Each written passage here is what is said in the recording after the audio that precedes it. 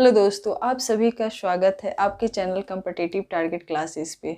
आज मैं आप लोग के लिए प्राचीन एंशिएंट हिस्ट्री का हड़प्पा सभ्यता का टॉपिक लाई हूँ, जो कि आपके एग्जाम में बहुत इम्पोर्टेंट रहने वाला है। ये टॉपिक से बहुत सारे क्वेश्चन आते ही आते हैं यहाँ से। इस वीडियो में आप लोग का जितना भी क्वेश्चन यहाँ से किया जा रहा है या पिछले सारे एग्जामों में जितना क्वेश्चन आया है, सबके अनुसार एक ऐसा वीडियो बनाई हूँ जो इसी के अंतर्गत आपके सारे क्वेश्चन एग्जाम में आने वाले हैं। ये वीडियो आप देखोगे तो इजीली आगे वाले एग्जाम में बहुत सारे क्वेश्चन आप सॉल्व कर सकते हो। और यदि आप लोग हमारे चैनल पे नए हो तो इस चैनल को सब्सक्राइब करना ना भूलें। और यदि हमारा वीडियो आप लोग को अच्छा लग रहा हो तो इसे लाइक करें और दोस्तों में शेयर करें। आज का चैप्टर है हड़प्पा सभ्यता, जो कि एक प्राचीन इतिहास का एक बहुत महत्वपूर्ण टॉपिक है। हड़प्पा सभ्यता, इसके बारे में हम लोग जानेंगे। ये कहाँ से आया, इसका अंत कैसे हुआ, इसकी शुरुआत कैसे हुई, फिर यहाँ पे क्या क्या प्रमुख थे। हड़प्पा सभ्यता से जुड़ी हुई सारी जानकारी इस वीडियो के माध्यम से मैं आप लोग के तक पहुँचाऊँगी। यदि आप लोग को ये हेल्पफुल लग रहा हो तो इसे लाइक करें दोस्तों, और दोस्तों में भी शेयर करें ताकि वो भी इनका फ़ायदा उठा सके। यहाँ हड़प्पा के बारे में उदय कब हुआ, अंत कब हुआ, इसके अवशेष कहाँ कहाँ मिले हैं, ये जानकारी दूंगी। फिर इसमें किस चीज़ का प्रयोग किया जाता था, मतलब कि इसमें मिठास के लिए किस चीज़ का प्रयोग किया जाता था। फिर फसलें क्या थी, मनोरंजन के लिए उस टाइम क्या किया जाता था, वहाँ पे क्या किस किस चीज़ का निर्माण हुआ है, जैसे कि सोना चांदी कपास, ये सब भी बताऊंगी। मतलब कि सारे क्वेश्चन जो एग्जाम आप लोग से कर रहा उस अनुसार मैं सब चीज़ को इस वीडियो में डालने की कोशिश की हूँ कि सिर्फ इतना ही पढ़ो और इसे एक्स्ट्रा आपको पढ़ने की फिर कोई ज़रूरत नहीं पड़ेगी। हड़प्पा सभ्यता से जुड़ा हुआ सारा क्वेश्चन यहाँ पे जो कि एग्जाम आपसे पूछ रहा है, सबको यहाँ पे डालने की कोशिश की हूँ कि इस वीडियो के माध्यम से आप इतना पढ़ो, इसके नोट्स बना लो। फिर इसके एक जो वो होता है ना कि एक्स्ट्रा फिर पढ़ना पड़ेगा, नहीं पढ़ने की ज़रूरत नहीं होगी। इसी को 2-3 बार रिपीट करोगे तो आपको बहुत सारे क्वेश्चन यहाँ से मिल जाएगा। मतलब सारा क्वेश्चन यहाँ पे डाला गया है हड़प्पा सभ्यता से जुड़ा हुआ। बेसिकली हड़प्पा सभ्यता का ही वीडियो है। मतलब यहाँ पे सब क्या उस टाइम मनोरंजन के लिए क्या उपयोग करते थे हो गया, फसलें का प्रयोग क्या क्या किया जाता है वो भी बताऊंगी। जो फसल गेहूँ हो गया, जौ हो गया, ये सब। फिर कपास का सबसे पहले कहाँ पे ये किया गया था, तो वो तो चलो आज हम अपने वीडियो की ओर चलते हैं, जो कि हड़प्पा सभ्यता है। यदि हमारा वीडियो अच्छा लग रहा हो दोस्तों तो इसे लाइक करें। सिंधु सभ्यता में ये जानोगे दोस्तों कि इसका उदय कैसे हुआ है, कहाँ से आरंभ हुए हैं, कहाँ से इसका अंत कैसे हुआ। मतलब कि सारी जानकारी आपको यहाँ पे सिंधु सभ्यता में कितने स्थल थे जो प्रमुख है। मतलब कि सिंधु सभ्यता में हड़प्पा, ऐसे बहुत सारे नगरीय व्यवस्था थी, लेकिन इसमें 6 प्रसिद्ध स्थल थे, जो कि हड़प्पा हो गया, मोहनजोदारो हो गया, गनवारी वाला हो गया, फिर धौलागिरा हो गया, कालीबंगन हो गया, राखी गढ़ी हो गया। ये सबसे बहुत सारे क्वेश्चन, मतलब हमेशा रिपीटेड क्वेश्चन भी हो रहा है और आगे भी होने की संभावना है, क्योंकि यहाँ से क्वेश्चन तो आते हैं लेकिन कन्फ्यूजन होता है कि वो कहाँ से क्या क्वेश्चन आया। तो हर एक छोटा से छोटा पहलू यहाँ पे सारा चीज़ डाला गया है, जो आप लोग को इजी वे में 2 से 3 बार पढ़ोगे तो सॉल्व हो जाएगा। इस क्योंकि ऐसा बोला जाता है कि किसी भी चीज़ को 3 से 4 बार पढ़ोगे तो आसानी से वो आपके दिमाग में आ जाएगा, नहीं तो एक बार देखोगे फिर छोड़ दोगे तो वो भूल जाओगे। इसलिए 2-3 बार देखो कहाँ कहाँ क्या क्या पॉइंट लिखाया हुआ है। ऐसे मैं अभी सबका डीपली जानकारी दे दूँगी। तो इसका हम शुरुआत शुरू से करते हैं, कहाँ से आरंभ हुआ। तो देखो, सिंधु सभ्यता की खोज सबसे पहले कब हुई थी? 1921 में। 1921 में सिंधु सभ्यता की खोज हुई थी। और किन्होंने किया था? दयाराम साहनी ने। यदि पूछा जाएगा सिंधु सभ्यता की खोज 1921 में दयाराम साहनी ने किया था। और किसके नेतृत्व में किया था? John Marshall. ये दोनों नाम लिख लेना, अच्छे से समझ लेना, क्योंकि दयाराम साहनी और जॉन मार्शल। सिंधु सभ्यता की खोज 1921 में किया गया था, जो कि दयाराम साहनी ने जॉन मार्शल के नेतृत्व में किया गया था, जिसकी पहली जगह हड़प्पा थी। यहाँ पे चर्चा किया गया था कि सिंधु सभ्यता की पहली जगह कौन सी थी? हड़प्पा थी। अब हड़प्पा का विस्तार कहाँ कहाँ कितने क्षेत्र में मिलता है ये जानकारी दूंगी। यदि नॉर्थ में जाओगे तो मांडा, जो कि जम्मू कश्मीर का एक जिला है जो मांडा है, वहाँ तक नॉर्थ में विस्तार किया गया है सिंधु सभ्यता का। वहीं ईस्ट में जाओगे तो यूपी का एक जिला आलमगीरपुर तक विस्तार है। वहीं साउथ में जाओगे तो महाराष्ट्र के दायमाबाद जिले तक इसका विस्तार है। वहीं वेस्ट में जाओगे तो बलूचिस्तान की जगह सूत कांगोडेर एक जिला है, वहाँ तक इसका चर्चा है। मतलब ये इसलिए नहीं लिखाया गया कि सिर्फ इतना चर्चा है, यहाँ से क्वेश्चन भी आते हैं कि नॉर्थ में कहाँ तक सिंधु सभ्यता का विस्तार किया गया, तो ये है जम्मू कश्मीर। अभी ये क्वेश्चन भी पिछले प्रीवियस ईयर क्वेश्चन किया जा चुका है कि मांडा जिले तक है जो कि जम्मू कश्मीर में है। वहीं ईस्ट में आलमगीरपुर यूपी की जगह तक है। फिर यहाँ पे कहाँ कहाँ ये भी मैं अभी बताऊंगी आगे। तो फिर ये बढ़िया से देख लेना। नॉर्थ में जम्मू कश्मीर तक विस्तार है, फिर ईस्ट में यूपी तक है, फिर साउथ में महाराष्ट्र और फिर इधर बलूचिस्तान तक है। फिर इसके आगे आते हैं सिंधु सभ्यता का। ये भी तो सोचो कि उदय कैसे हुआ, उसका अंत कैसे हुआ, तो वो भी जानना जरूरी है। तो यहाँ पर सिंधु सभ्यता का उदय और अंत के बारे में जानेंगे। सिंधु सभ्यता का उदय एक क्रमिक विकास का परिणाम था। सिंधु सभ्यता एक नगरीय सभ्यता भी थी। उस टाइम बहुत सारी चीज़ें जो कि नगरी शहरी सभ्यता के रूप में उसको जाना जाता है सिंधु सभ्यता। सिंधु सभ्यता के आगे वाले वीडियो में मैं वैदिक सभ्यता को भी लाऊंगी।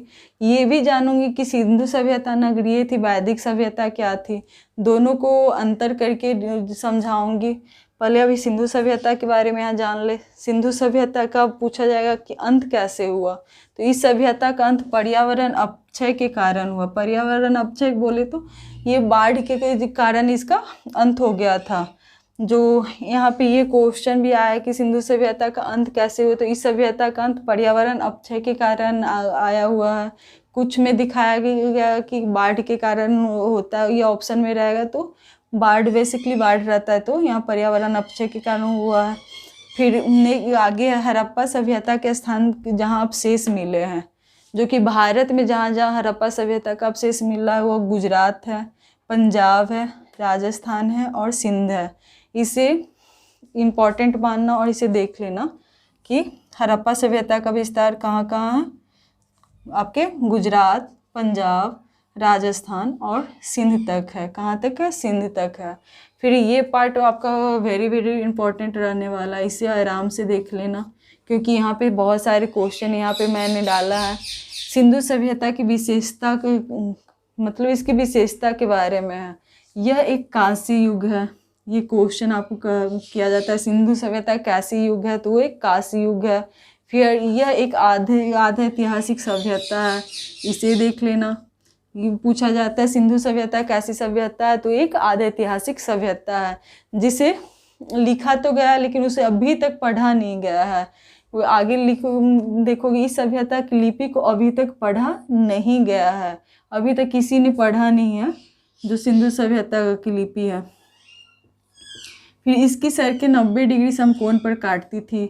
मतलब इसकी सड़क इतनी अच्छी निर्माण किया हुआ था कि ये सारे सड़कें एक दूसरे को 90 डिग्री पे काटती थी।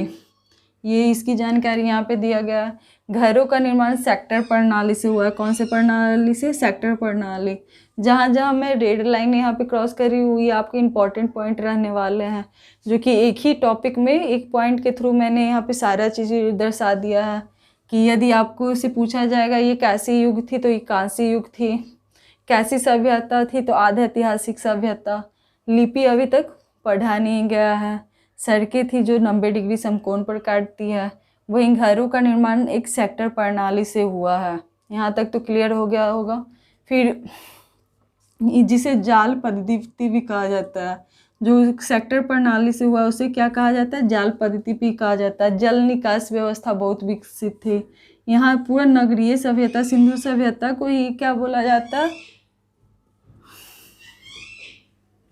सिंधु सभ्यता कैसी सभ्यता थी? या तो शहरीकरण बोलो या नगरीय सभ्यता थी। यहाँ पे सबसे पहले कपास की भी चर्चा की गई है। फिर आपका यहाँ सोना सोना का हो गया, तांबा का हो गया, मतलब सबका जिक्र किया गया है। लेकिन इस सभ्यता में लोहा का निर्माण नहीं किया गया था। वो भी इम्पोर्टेंट कैसे रहने वाला वो मैं अभी आगे बताऊंगी, पहले इतना जान लेते हैं। सिलखरी का जिक्र किया गया है, सिलखरी और टेराकोटा। ये सिलखरी और टेराकोटा है क्या, इसके बारे में बताऊंगी। जो कि आग में पकाया हुआ एक पक्की मिट्टी के रूप में मोहर जो होते थे उसके रूप में पकाया जाता था, जो कच्चा माल तैयार किया जाता था। तो ये सिलखरी और टेराकोटा, ये क्वेश्चन बार बार होते हैं कि टेराकोटा क्या है, टेराकोटा एक क्या है। तो ये एक आग में पकाई एक ऐसी मिट्टी होती थी जिसका ईंट का निर्माण क्या हो जाता था। यदि पूछा जाएगा कि उस टाइम घरों का रंग कैसा होता था, तो लाल होता था। ये सब भी अभी बताऊंगी आगे।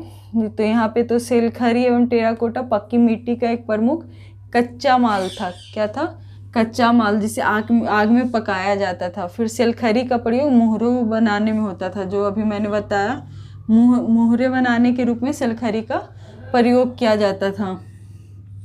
इसे सारे एक कॉपी में लिख लो तो बढ़िया है, नहीं तो बार बार रिवीजन करो। यहाँ से बहुत सारे क्वेश्चन आते ही आते हैं और आ चुके हैं और आने की संभावना भी है। यदि 2-3 बार देखोगे तो इजली ये हो जाएगा, एक कहानी के रूप में इसे पढ़ो तो आराम से ये हो जाएगा। यह एक काशी युग सभ्यता थी, यह एक आध ऐतिहासिक सभ्यता थी।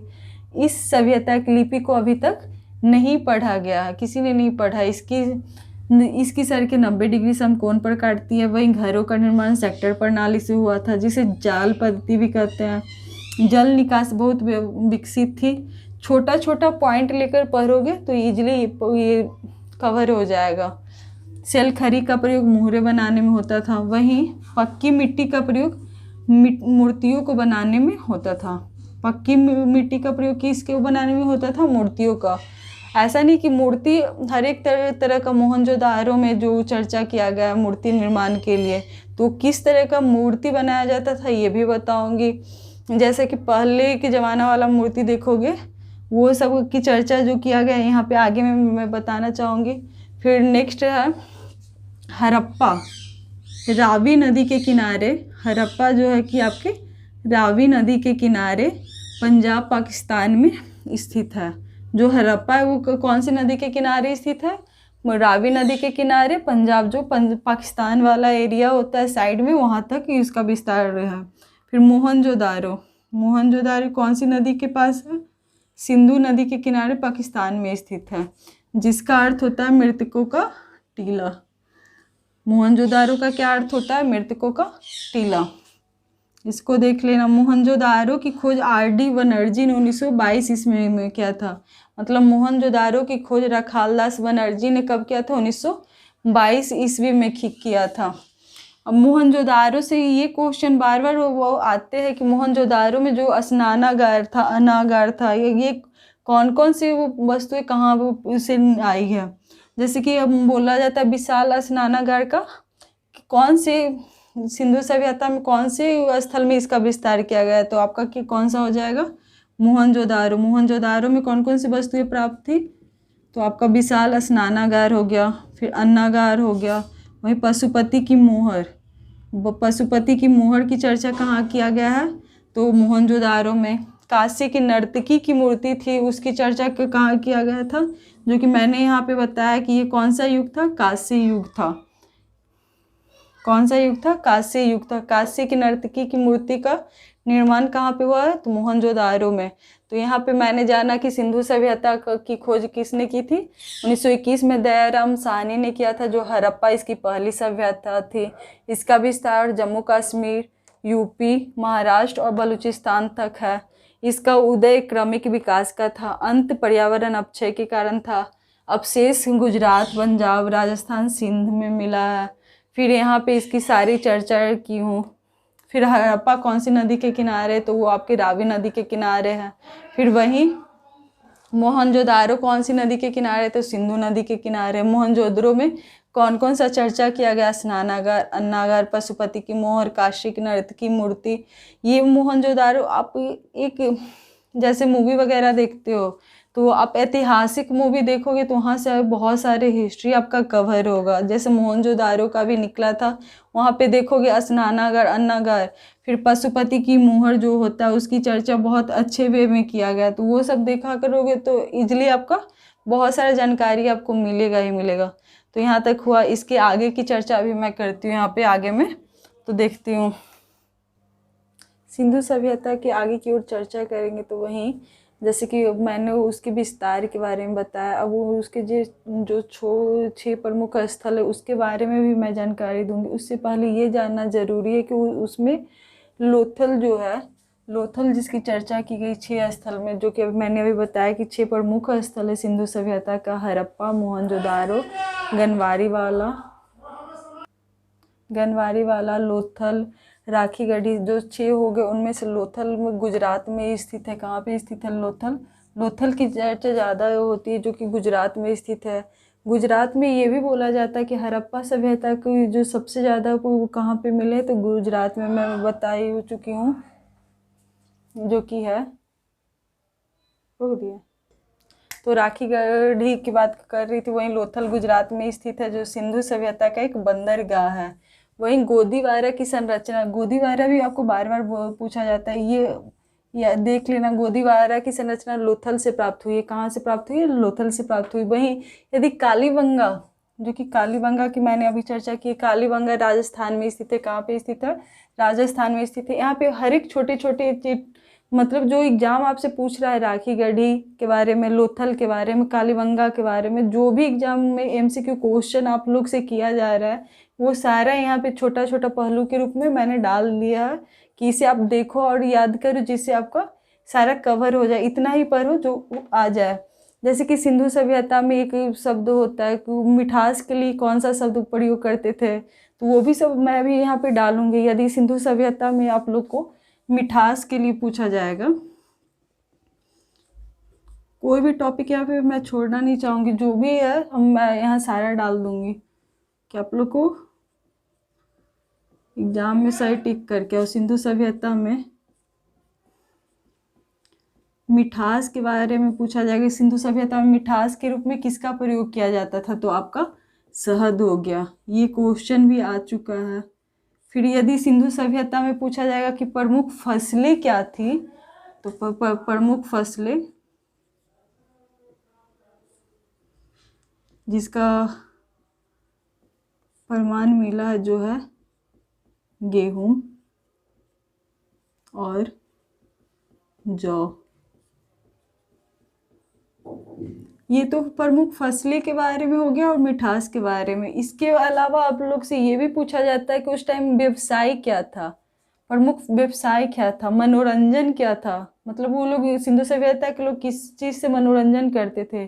कृषि से करते थे, शिकार से करते थे, लेकिन क्या था? तो यहाँ पे हम यदि मनोरंजन वो पूछा जाएगा तो वो लोग शिकार करते थे। ये छोटे छोटे सारी जानकारी यहाँ पे दूंगी। उससे पहले ये सब तो दूंगी, उससे पहले ये वाला चीज़ जानना जरूरी है। जुता हुआ खेत के बारे में पूछा जाएगा। कालीबंगा आप लोग का इम्पोर्टेंट रहने वाला है कि कालीबंगा कहाँ पे स्थित है, तो राजस्थान में। लोथल कहाँ स्थित है? गुजरात में। यही 2 क्वेश्चन भी आ चुके हैं। लेकिन आगे कालीबंगा का अर्थ क्या होता है, तो वो आपका काली चूड़ियाँ होगा। काली चूड़ियाँ, क्या? काली चूड़ियाँ। और यदि पूछा जाएगा जुता हुआ खेत का प्रमाण कहाँ पे मिला है, तो वो आपके हो जाएंगे कालीबंगा से, जो कि कालीबंगा कहाँ पर स्थित है? राजस्थान में है। फिर इसके अलावा धार्मिक जीवन के बारे में बता देना चाहती हूँ। जो प्रमुख पुरुष देवता थे वो जो थे पशुपति। कौन? पशुपति। सिंधु सभ्यता में ये भी देखोगे कि पूछा जाए कि पशुपति की चर्चा कहाँ पे हुआ था, तो ये धार्मिक जीवन में यहाँ पे तो देख रहे प्रमुख देवता कौन है? पशुपति थे। लेकिन जॉन मार्शल ने पशुपति को आदि शिव कहा था। क्या कहा था? आदि शिव। पशुपति से ये भी होता है कि पशुपति कब प्राप्त हुआ था, तो ये भी मैं यहाँ पे डाल देना चाहूंगी। मोहनजोदारो के समय,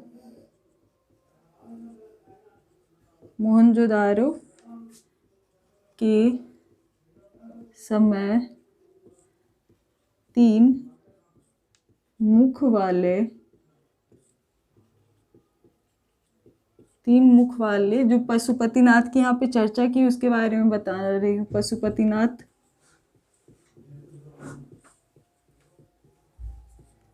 तीन मुख वाले, जिनके तीन मुख वाले पशुनाथ की मूर्ति मिली थी। क्या मिली थी? मूर्ति।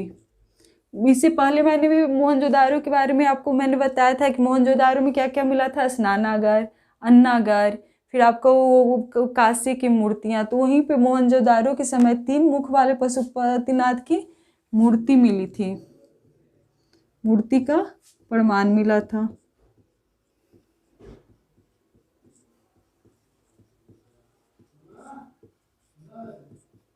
ये तीन मुख वाली मूर्ति तो थे, लेकिन जिनके चारों ओर क्या क्या था ये भी मैं बताने जा चाहूँगी। ये क्वेश्चन आ चुके हैं।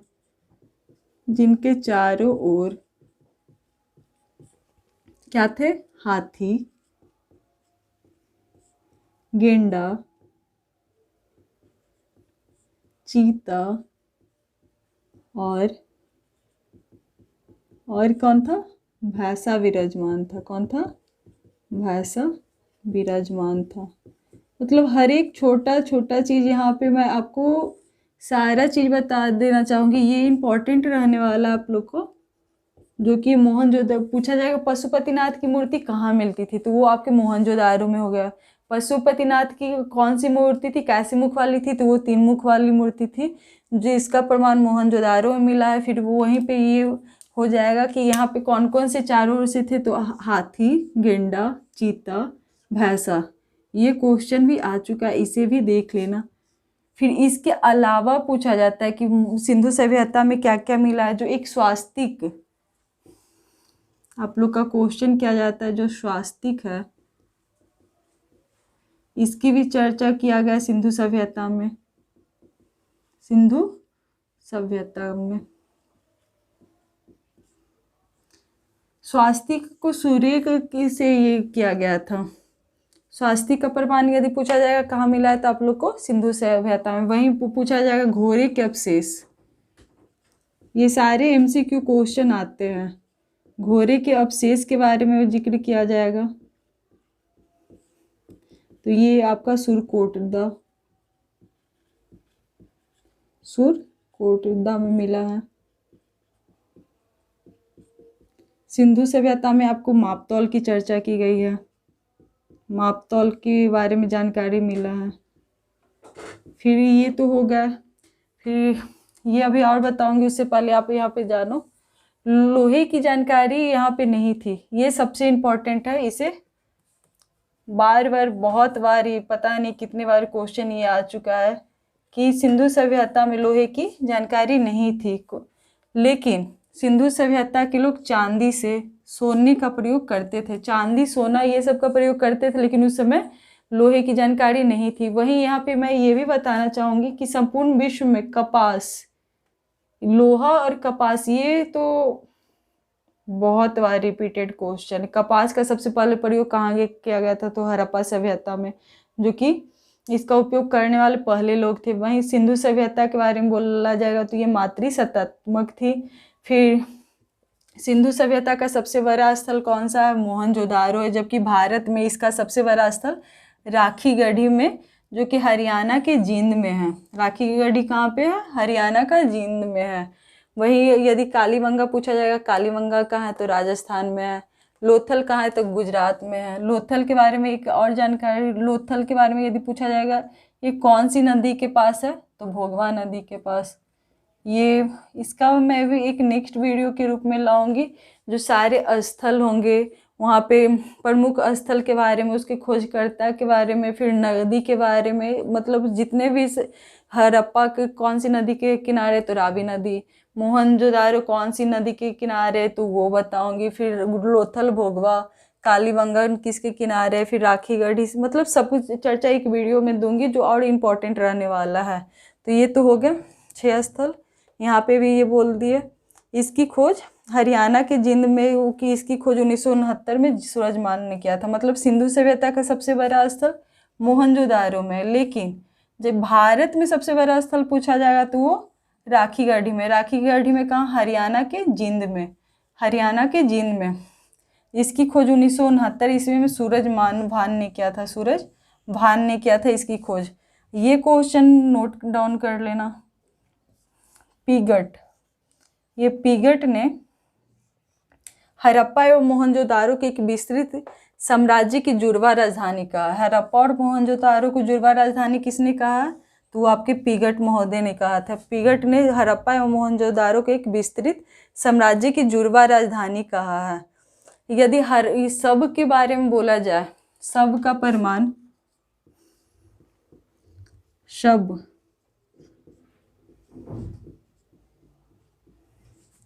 हड़प्पा में दफनाया जाता था। हड़प्पा में सबको क्या किया जाता था? दफनाया जाता था। वहीं यदि मोहनजोदारो की चर्चा किया जाए तो ये मोहनजोदारो में जलाया जाता था। ये छोटा छोटा चीज ध्यान देने वाली बात है कि यहाँ से आप लोग का क्वेश्चन गलत नहीं होना चाहिए।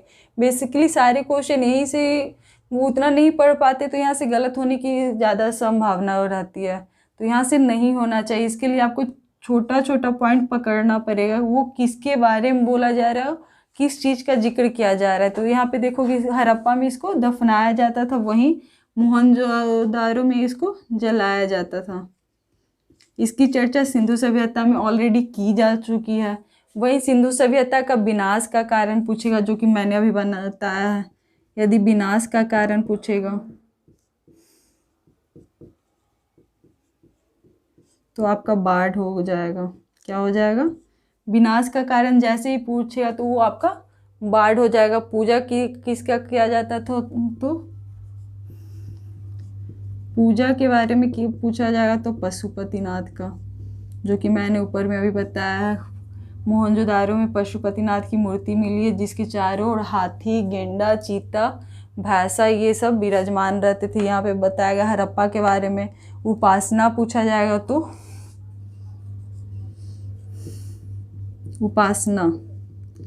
उपासना किसका किया जाता है, ये आप लोग बताओ कमेंट बॉक्स में। नहीं तो मैं तो यहाँ बताऊंगी मातृसत्तात्मक का, मतलब ये मातृ देवी का किया जाता था।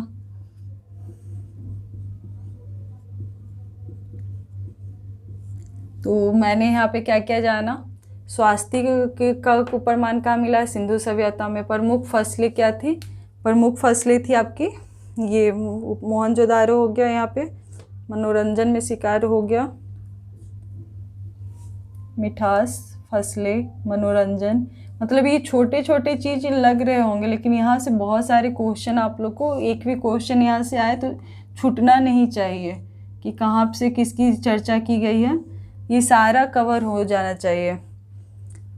यदि हड़प्पा में पूछा जाएगा कि हड़प्पा का सबसे ज़्यादा जानकारी कौन से भारत में मिलती है, तो वो कहाँ पे हो जाएगा? गुजरात में। और कौन कौन सा था?